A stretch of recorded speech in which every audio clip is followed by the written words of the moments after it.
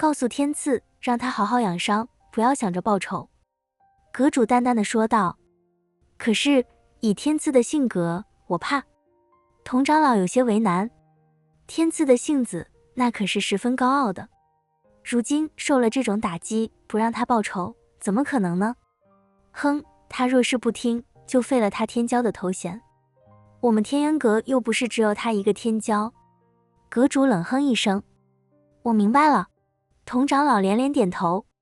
修罗殿，白袍女子端坐在一处虚空，在她四周一道道可怕的气息在不断弥漫，四周的虚空在这一道道气息的震荡之下，竟然开始变得虚幻起来。不知道过了多久，白袍女子缓缓地睁开眼。轰！四周虚空瞬间爆炸，白袍女子的身体也直接落到地上。恭喜小姐，已经达到了散仙境8品修为，并且把消耗的生机已经补充回来。一名老者上前对着白袍女子恭贺道。白袍女子深吸一口气，眼神中闪烁着兴奋之色。她已经在散仙境7品卡了好多年了，原本她这实力完全可以去三重天闯一闯的，不过为了突破散仙境7品，她一直都留在修罗殿，可是这么多年一直都没有突破。不过这一次一技之行，那神秘老者直接让自己境界暴涨，这让他高兴不已。可后面知道那神秘老者是骗子之后，白袍女子也有些慌了。若是没有了生机，境界再高能有什么用？所以回来之后，白袍女子只能靠着修罗殿内的资源拼命补充生机，而她暴涨的修为却在快速掉落。很明显，那神秘老者用了某种上古神功，只是暂时让他们修为暴涨而已。经过努力，白袍女子补充回来生机，最后境界也达到了散仙境8品。这一次再见到那牛逼哄哄的天赐，她再也不用怕了。三长老，我记得你刚刚说过，那个陈平也来到2重天了。白袍女子对着老者问道。不错，那陈平跟着莫青云正在赶往墨家，应该是天渊阁对墨家施压，墨家没有办法，只能召回莫青云，而这陈平却随行。我们要不要拦住那陈平？毕竟他身上可是有着遗迹中的2口棺椁，也不知道棺椁之中会有什么宝物。老者说道。白袍女子没有说话，双眼微凝。这遗迹中的棺椁之中肯定会有宝物，白袍女子也很心动。可是一想到陈平的实力，还有那2尊武士雕塑，白袍女子就有些害怕。三长老也看出白袍女子左右为难，于是说道，小姐，要不然先派人探探那陈平的底细。不用了，还是静观其变吧。白袍女子摇了摇头。三长老眉头微皱道，小姐，若是那陈平到了墨家，肯定会被天渊阁的人发现，到时候天渊阁不会放过他的。若是那样，很有可能这2具棺椁就落到了天渊阁的手里了。白袍女子沉默了，似乎在分析利弊。小姐，不要再思考了，我们绝不能让天渊阁得到这宝物。三长老苦苦劝说着。白袍女子突然说道，三长老，你可曾想过，这个陈平为什么敢去墨家？难道他不知道墨家和天渊阁的关系吗？他之所以敢去墨家，就是因为压根没把天渊阁放在眼里。他为什么不把天渊阁放在眼里呢？白袍女子的一系列问题让三长老愣住了，他确实没有考虑过这些。现在听白袍女子一说，三长老也似乎明白了什么。小姐的意思，这个陈平背后有人撑腰，所以才不怕天渊阁。三长老问道。一个散仙境1品修士，却能够进入2重天遗迹，甚至把天赐打伤，就连那个神秘老者也是这个陈平发现是骗子的。这种的行为，你不觉得这个陈平不简单吗？若是我们贸然招惹了他，而得罪了不该得罪的人，我们修罗殿就离灭亡不远了。白袍女子满是忧虑地说道。三长老听后眉头微皱道，在这2重天，除了我们修罗殿，谁不怕天渊阁呀？就连神殿的那8殿也不敢招惹天渊阁的。这个陈平会有什么靠山？天外有天，人外有人，别说整个天界了，就这二重天也足够广袤。有些事例或许我们并不知道。白袍女子说道。三长老沉默了，一时间不知道该说些什么。三长老，通知下去，若是天渊阁对付那陈平，我们修罗殿倒是可以帮帮那陈平，或许还能结交一下。千万不要去招惹他，更加不要窥探那2具棺椁，等等看。白袍女子说道。我明白了。三长老点了点头。二重天的一片虚空中，伴随着虚空的震颤，紧接着陈平和莫青云的身影缓缓出现了。距离莫家应该不远了。莫青云看了一下眼前的虚空，说道。好，那我们走。陈平点了点头，带着莫青云向前飞去。既然距离不远了，也就不需要传送阵了。要知道，用传送阵是需要消耗大量资源的，并非是随便使用。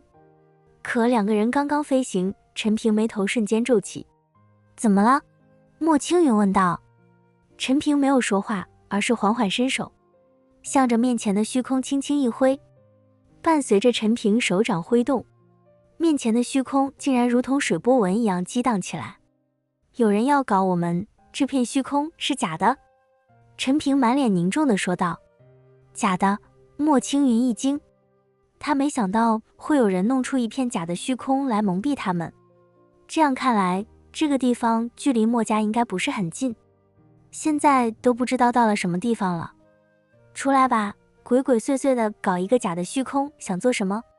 陈平对着虚空冷冷地说道。还不错，一眼就看出来了。伴随着虚空缓缓消散，终于露出了天地的本来面目。只见一名少年身穿一袭云袍，一脸冷笑地露了出来。而在少年身后，则是跟着4个黑衣人。4个黑衣人除了眼睛露在外面，全身都被黑布包裹。可是这4人的眼睛之中，竟然看不到任何的色彩和情感，就像是死人一样。莫姑娘，你可认识此人？陈平对着莫青云问道。莫青云摇了摇头道，不认识。二重天地域广袤，我认识人并不多。陈平见莫青云并不认识眼前这少年，于是问道，你是什么人？为何要制造假的虚空来骗我们？我是修罗殿桑坤。少年冷冷地说道。桑坤？陈平直接笑出声来，你这名字，莫不是跟着爹妈有仇才给你起的吧？陈平都要笑死了，竟然会有人叫这个名字。住口，我叫桑坤，不是丧坤。桑坤怒声道。老子管你是什么坤，你拦住我们有什么事吗？陈平对着桑坤问道。你就是陈平吧？桑坤冷冷一笑道。你认识我？陈平一脸的诧异，我好像没有见过你啊。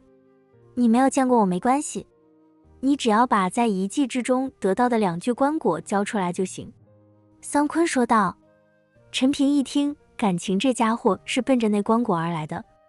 你算什么东西，让我给你就要给你吗？陈平冷笑。你不给我面子，你打听打听，谁不知道我修罗殿桑坤？你若是不给我，那我就不客气了。桑坤双眼微凝，身上满是杀气地说道。我若是杀了这家伙，修罗殿会找你们莫家的麻烦吗？陈平看向莫青云问道。莫青云一愣，随即摇了摇头道，我不知道。既然不知道，那你就躲远点，到时候这家伙死了，跟你们莫家没有关系。陈平说道。哈哈哈，桑坤大笑道，小子，你想杀我？你也不看看自己什么德行，区区散仙境3品而已，也敢对我起杀心？老者站着不动，就算是伸着脖子让你杀，你能杀我吗？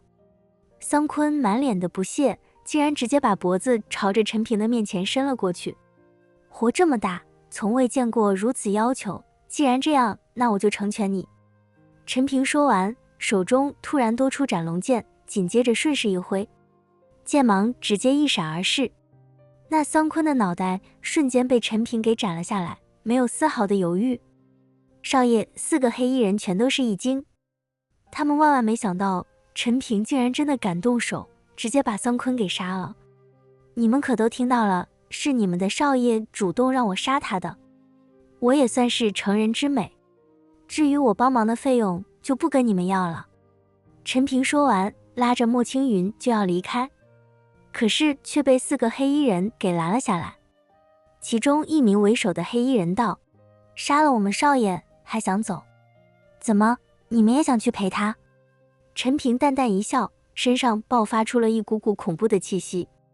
这气息直接让4名黑衣人心头一颤，感受着陈平身上的气息，4个黑衣人竟然全都不敢动手了，因为他们也没有把握是陈平的对手。陈平见4个家伙不动，直接拉着莫青云就走了。大哥，少爷被杀，我们难道就眼睁睁地放人离开吗？对啊，若是回去之后，我们怎么跟店主交代？其他黑衣人有些不满地说道。住口，你们懂什么？领头的黑衣人眉头一皱，这个叫陈平的家伙绝对不简单，我们4个都不一定是对手。我们哥4个一年在修罗殿也得不到多少资源，何必卖命呢？我们回去只要禀报给大小姐就行了，这件事跟我们就没有关系了。以后你们记住了，有事情就上报，只要上报了，跟我们就屁关系没有。说完，领头的黑衣人身形缓缓消失，而此时的陈平带着莫青云朝着莫家赶去。莫青云有些不解地问道：陈平，刚刚你为何敢杀那修罗殿的人呢？为什么不敢杀呢？陈平淡淡一笑，我压根也没把修罗殿放在眼里，他竟然要抢夺我的东西，我当然要杀他了，而且还是他自己要求的。这种要求，我若是不满足人家，也就太不懂事了。哎，你得罪了天渊阁，如今有得罪了修罗殿，怕是在2重天没办法再待下去了。莫青云叹了口气道：我在2重天并没打算待多长时间，我这实力去3重天都没问题。我想着冲破3重天，到时候在天界就没人敢轻易招惹我了。陈平说道。陈平在3重天之下并没有朋友，连史先生都不管他，所有的一切只能靠自己才行。可一旦冲破3重天，到时候他可是有着不少天界朋友的，风魔、血魔、阴魔、神纹老祖、镇魔、无极道人、无为道人，他们2个可是4重天雷音寺的仙人，还有在德登天梯内收服的南霸天、李淳风、沈之燕、穆莎，这些也都是仙界3重天以上的仙人，而且答应为自己效力300年的。到时候陈平上到3重天以上，就不用再如此的小心谨慎，处处被针对了。吹牛！莫青云白了陈平一眼，他不太相信陈平有那种本事，在天界3重天之上还认识人。陈平只是笑了笑，没有再说什么。莫青云认为自己是吹牛也是正常的。修罗殿，白袍女子正在大殿之中坐着，面前4个黑衣人神情瑟瑟发抖地跪在地上。你们说桑坤被那陈平给杀了？白袍女子神情冷漠地问道。对，我们亲眼所见，不会有错的。黑衣人首领说道。为什么？为什么桑坤会去找那陈平？好像他们并不相识吧？而且我也让3长老通知下去了，谁都不准找那陈平的麻烦。白袍女子的身上开始散发着杀意，让那黑衣人身体抖得更加厉害了。是桑坤少爷从天渊阁得到的消息，说那陈平身上有从遗迹得到的宝物，所以才会对那陈平动手的。黑衣人首领小心翼翼地说道。蠢货！白袍女子气得猛然一拍，面前的桌子瞬间粉碎。大小姐息怒，那桑坤少爷毕竟是你的弟弟。3长老上前劝说着。哼，我没有这么愚蠢的弟弟。白袍女子双眼微凝，很明显这天渊阁就是要借刀杀人，没想到这个蠢货竟然上当了。倒是天渊阁的什么人教唆的桑坤，是天渊阁的童长老所为，是他把陈平身上以后宝物的事情告诉桑坤少爷的。黑衣人首领赶忙回答道。这个天渊阁看样子是想让我们修罗殿试试那陈平的深浅，三长老，你想办法教训下那天渊阁的童长老，让他们知道我们修罗殿不是傻子，不是那么好利用的。白袍女子声音冰冷地说道。大小姐，现在桑坤少爷死了，若是店主出关，我们怎么交代啊？三长老眉头微皱道。交代个屁，是他自己蠢死的，怨不得别人。而且我父亲又不止这一个儿子，死几个没有关系的。白袍女子十分随意地说道。虽然那桑坤是他的弟弟，但并不是一奶同胞，而是修罗殿殿主跟其他女人生的孩子。修罗殿殿主有10几个双修的女子，所以出生的孩子也多。因为白袍女子年龄最长，而且实力最高，并且机智，所以在店主闭关之后，修罗殿的事情就交给了白袍女子。大小姐，那这几个人怎么办啊？三长老一指那4个黑衣人问道。连主子都保护不了，要他们有何用？杀！白袍女子大手一挥，4名黑衣人连惨叫都来不及，直接就灰飞烟灭了。陈平与莫青云踏入莫家府邸时，天色已近黄昏。雕梁画栋的门庭下，数十道身影早已等候多时。为首之人身着墨色锦袍，剑眉星目，却掩不住眼底的阴鸷，正是莫青云的堂哥莫清晨。莫青云，你还知道回来？你知不知道，就因为你擅自离开，天渊阁已经对我们莫家施压了。莫清晨跨步上前，目光扫过陈平，嘴角勾起一抹冷笑，带个野男人回来，莫家的脸都被你丢尽了。莫青云脸色一白，刚要开口，陈平已上前半步，淡淡道：莫清晨是吧？说话最好放干净点。你算什么东西？莫清晨怒喝一声，这是我莫家的事情，你这个外人最好滚远点。莫清晨说完，恶狠狠地盯着莫青云，继续说道：天渊阁以你对莫家施压，现在整个家族都被牵连，若不是你勾三搭四，天赐公子岂会动怒？住口！莫青云父亲莫无极从房间中走出，抬手制止了莫清晨。他看向女儿的眼神中带着复杂，既有责备又有心疼。青云，你可知天渊阁已发来传讯，他们要求你3日后与天赐公子完婚。父亲！莫青云惊呼道，我与那天赐没有丝毫感情，这本就是交易，你明明答应过我。够了！莫清晨打断道，家族为你遮风挡雨这么多年，如今不过让你嫁入天渊阁换取和平，你却带着野男人回来打家族的脸。再说这个家伙，莫清晨忽然转向陈平，眼神阴狠，一个散仙境3品的小修士而已，怎么能跟天赐公子比？莫家高层中有人附和，家主此子不知从哪勾搭上青云小姐，如今连累家族被天渊阁针对，必须严惩。没错，先废了他修为，再交给天渊阁谢罪。莫家这些高层竟然都要针对陈平。莫无极脸色铁青，手掌紧握又松开，显然在权衡利弊。陈平见状，忽然轻笑出声，莫家号称2重天名门望族，却要靠牺牲女儿的幸福来换和平，一群胆小如鼠之辈，也配谈风骨？放肆！一名莫家高层拍案而起，你算什么东西，也敢在我莫家撒野？莫清晨脸色铁青，猛地指向陈平，来人，给我教训这个不知天高地厚的小子！4名莫家护卫瞬间冲出，清一色的散仙境3品，气势汹汹地扑向陈平。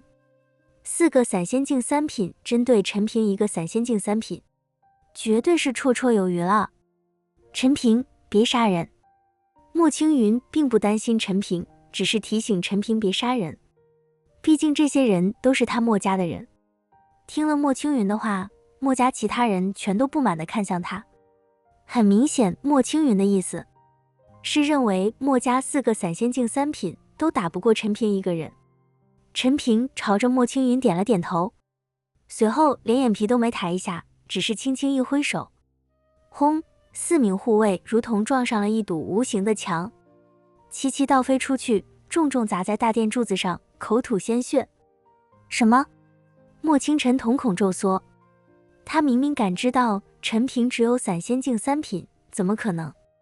其他墨家众人也都是震惊不已。陈平也不过是散仙境3品，怎么轻轻一挥就击退了4个散仙境3品呢？难道这个家伙也会越级而战？就这点本事也敢叫嚣？陈平冷笑，墨家若只有这种货色，还是趁早关门大吉吧。混账！莫清晨再也忍不住，亲自出手。他可是散仙境5品，在年轻一辈中堪称天才。你找死！莫清晨暴怒，袖中飞出3道白光，化作利刃直奔陈平面门。散仙境3品在他这个散仙境5品面前不过蝼蚁，这一击他要让陈平当场残废。然而寒光未至，陈平指尖轻弹，一道金色剑气破空而出，瞬间将那白光搅成碎片。莫清晨瞳孔骤缩，还未反应过来，陈平已欺身近前，食指与中指并拢如刀，点在他咽喉处。我给你3息时间，向青云道歉。你敢动我？莫清晨声音发颤，却仍硬撑着。我乃墨家嫡系，你若伤我，整个墨家都不会放过你。哦。陈平挑眉，指尖微微用力，莫清晨顿时感觉喉间一紧，呼吸不畅。他脸色涨红，惊恐地看向周围，却见墨家高层们要么面露忌惮，要么别过脸去，竟无一人敢上前相助。3. 陈平开始计数。2. 我道歉。莫清晨再也撑不住，尖叫出声，青云，对不起，我不该骂你，求你让他住手。陈平松开手，莫清晨踉跄后退，捂着脖子咳嗽不止，眼中满是怨毒。全场死寂，谁都没想到莫清晨一个散仙境5品，在陈平这个散仙境3品面前毫无还手之力。莫无极目光复杂地看向陈平，这位小友实力非凡，不知师承何处。若是陈平背后也有门派高人，那墨家就可以攀上陈平这棵大树，不用再看天元阁脸色了。陈平淡淡道，无门无派，散修一个。莫无极心中一凛，散修能有如此实力，此子绝不简单。叔叔，莫清晨冷冰冰地看着陈平道，他敢在墨家动手，绝不能轻饶，而且青云和他够了。莫无极厉喝一声，还嫌不够丢人吗？现在我还是家主，轮不到你来指挥我该怎么做。随后莫无极转向陈平，语气缓和，小友，此事是我墨家管教不严，还请见谅。陈平笑着摆摆手，无妨，我只是看不惯某些人，自己没本事，却把责任推给女人。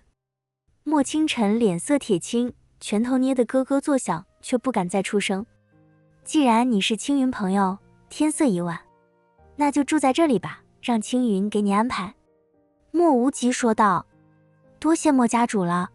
陈平拱手道谢。陈平跟着莫青云离开了，而看着两人离开的莫清晨，眼神中满是狠毒。莫清晨转身秘密来到一间密室，捏碎了一枚传讯玉符。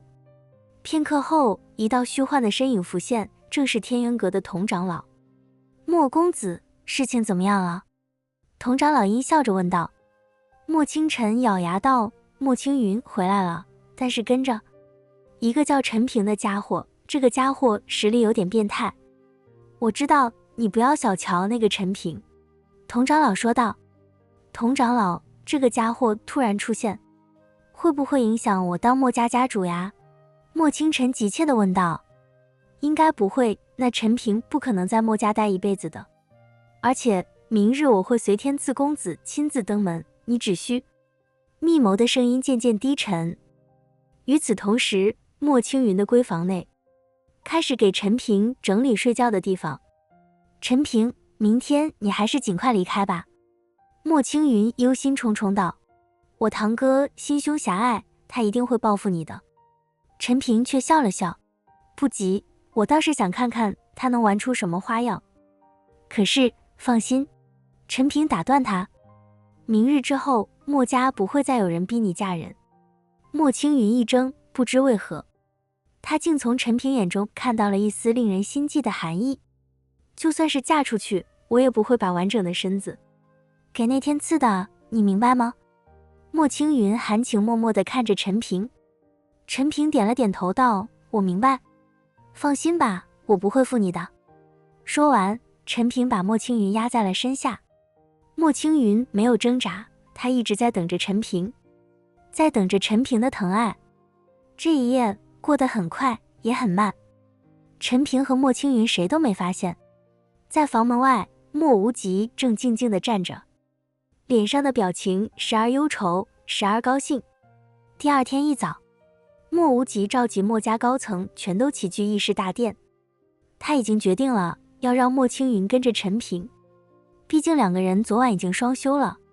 若是再把莫青云送去天渊阁，估计天渊阁也不会领情。到时候天赐知道莫青云已经不是大姑娘，肯定会迁怒莫家的。陈平和莫青云也来了，两个人站在大殿一侧。诸位，我今早把诸位召来，是要告诉你们，小女青云会跟这位陈公子在一起。我不会把她送去天渊阁了，也不会强迫她嫁给天赐那个不男不女的家伙。莫无极对着众人说道。众人一听，皆是一惊。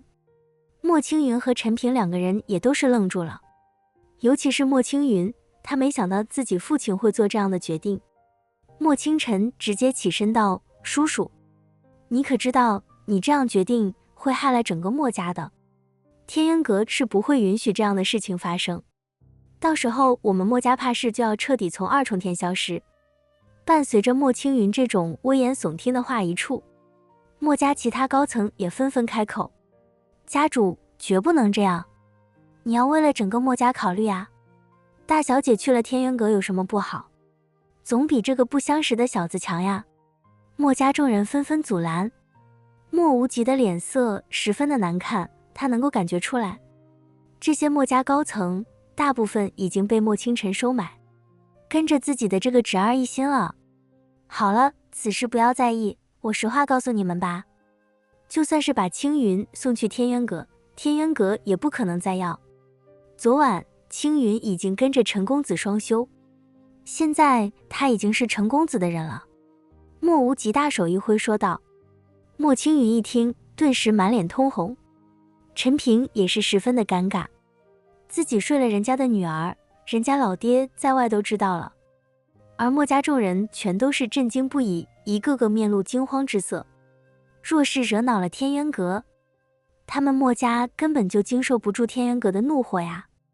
就在莫家众人在议事殿争论的时候，天渊阁的一处房间，天赐的身上还带着伤，并没有完全的恢复。童长老则是掏出一个瓷瓶丢了过去，把这些丹药吃了，对你的伤有好处。童长老说道。童长老，如今那陈平跟着莫青云在一起，都在莫家，我们怎么办？天赐边打开瓷瓶，把丹药倒入嘴里边问道。还能怎么办？当然是去莫家讨个说法呀。童长老说道。可是阁主不是说了，不让再对付那陈平，否则就除了我这天骄之名。天赐虽然喜怒无常，杀人如麻，可对于阁主那还是言听计从的，他不敢忤逆阁主的意思。我们只是去找莫家讨说法，不跟那陈平计较就是了。若是那陈平主动站出来，那就不是我们的原因了。童长老眼神中透着杀意，我们多带人去，那陈平老老实实的则罢，若是他敢管莫家的事情，那就新仇旧恨一起算。好，天赐点了点头。莫家议事殿，莫无极冷着脸，要强行把众人遣散。这个会议没有必要再开下去了。可就在莫无极刚要开口，莫家议事殿外的天空骤然暗了下来，10余道灰袍身影如乌云般压顶而至，为首的童长老负手而立，阴鸷的目光扫过殿内众人，最后落在莫无极脸上。莫无极瞳孔骤缩，喉结滚动着往前2步，鞋底在青石板上擦出刺耳的声响。他强作镇定地抬手作揖。声音却带着不易察觉的颤抖。佟长老，天赐公子大驾光临，墨家蓬荜生辉。蓬荜生辉，佟长老冷笑一声，袖袍翻卷间掀起一阵罡风，将莫无极的话硬生生截断。他踏空而来，每一步都像是踩在莫无极心口。莫无极，你墨家好大的胆子！天赐紧随其后，脸色铁青如淬了毒的刀刃，盯着莫青云的眼神几乎要将他剜穿。他被陈平重创的伤口还在隐隐作痛，此刻怒意更让他眼底泛起血丝。莫青云，你真是好样的！莫无极浑身冷汗直冒，余光瞥见躲在陈平身后的女儿，咬牙道：佟长老，此事其中有误会。误会？佟长老猛然抬手，一道灵力化作长鞭抽在电柱上，碎石飞溅间惊得众人纷纷后退。他指着莫无极鼻尖，天渊阁的婚约也能误会？我问你，莫青云是否与这野男人双修了？最后3个字如重锤砸在殿内，莫家高层们瞬间炸开了锅。他们没想到天渊阁怎么也知道此事了。莫清晨眼神闪烁，趁机往前半步，唇角勾起一抹阴狠的笑。莫无极脸色惨白如纸，踉跄着后退半步，衣袖下的拳头死死攥住，才没让自己摔倒。他不敢看莫青云，却又不得不开口，属实，但佟长老，此乃小女自愿，莫家实在无法阻拦。无法阻拦？天赐暴怒，指尖凝聚出一团幽蓝火焰。我天赐的女人被人睡了，你告诉我无法阻拦？那火焰砰地砸在地面，瞬间烧出一个焦黑的窟窿。今日我要让墨家消失。天赐的话直接让墨家众人吓得浑身发抖。他们知道天渊阁真的是怒了，要不然也不会来这么多高手。天赐公子息怒。莫清晨站了出来说道，这件事完全是莫无极一手而为，跟我们墨家其他人全无关系啊。可他是墨家家主，他若让你们对我天渊阁动手，你们会不听吗？佟长老对着莫清晨问道。2个人明显就是自导自演，互相都知道底细，却又要装作什么都不知。莫清晨转身盯着莫无极，眼中满是狠戾，叔叔，你治家无方，纵容女儿败坏墨家声誉，更置家族安危于不顾，所以我只能大义灭亲。现在墨家家主之位由我来做。此言一出，墨家高层中半数人纷纷附和。莫清晨早就暗中收买了这些人，此刻见时机成熟，立刻群起而攻之。家主此举确实有失妥当，墨家不能毁在他一人手里，请天赐公子为墨家做主。莫无极瞪大了眼睛，看着那些曾经对自己唯唯诺诺的面孔，此刻却满是背叛，只觉一阵眩晕。他踉跄着扶住电柱，指甲几乎掐进掌心。你们竟然……父亲！莫青云惊呼一声，想要上前，却被陈平轻轻拉住。他转头看向陈平，却见他神色平静，唇角甚至带着一抹冷笑。陈平早就发现这莫清晨跟着佟长老等人，肯定按通款区，目的就是夺取家主之位。说完了，陈平终于开口，眼神中带着不屑。一群跳梁小丑也敢在我面前耍花样？你们早就商量好了吧？何必再假惺惺的演戏呢？还有你们2个手下败将，怎么就不长记性呢？陈平的话让墨家众人都是一愣，尤其是莫清晨，他压根不知道陈平还跟着佟长老和天赐打过架。看样子陈平还赢了2人。佟长老瞳孔骤缩，下意识后退半步，在陈平手中吃的亏还历历在目。此刻见他周身气势涌动，竟有种面对山岳般的压迫感。但想到今日带来的10几位高手都是散仙境5品高手，他又硬着头皮冷笑道：陈平，你真当能以一己之力对抗我天渊阁？虽然知道陈平能够越级而战，但是他们这么多人，陈平肯定不是对手。猛虎还架不住人多呢。对抗？陈平挑眉，指尖轻轻一弹，一道金色光芒擦着佟长老耳畔飞过，将他一缕白发削落。就凭你们这些垃圾！天字暴怒，给我杀了他！话音未落，10余道身影同时出手，各种恐怖的气息如暴雨般朝着陈平砸来，整个议事殿瞬间化为灰烬。莫青云脸色惨白，下意识想要冲上去，却被莫无极死死拉住。他知道莫青云冲上去也是白白送死，现在就看陈平自己的实力怎么样了。只见陈平周身不知何时浮现出一道金光，紧接着一片片金色鳞片覆盖陈平全身，不坏金身启动了。同时2道黑雾从陈平体内涌出，直接化成2尊武士。2尊武士手持大刀，直接把那些狂暴的气息斩碎。遗漏的气息砸在陈平身上，陈平竟然不躲不闪，稳如泰山。这怎么可能？莫清晨目瞪口呆，下意识后退，却撞上天字冰冷的眼神。佟长老眉头一皱，心中更是心惊胆战。10几个散仙境5品，竟然都撼动不了陈平分毫吗？尤其这2尊武士雕像也太离谱了。莫无极见状，高兴的身体在微微颤抖。他早就看出陈平不一般，却没想到这么牛逼，看样子他赌对了。就这点能耐？陈平冷笑，抬手轻轻一挥，一道气息骤然扩散，如潮水般涌向四周。那些围攻的天渊阁高手如同被无形巨手推开，纷纷倒飞出去。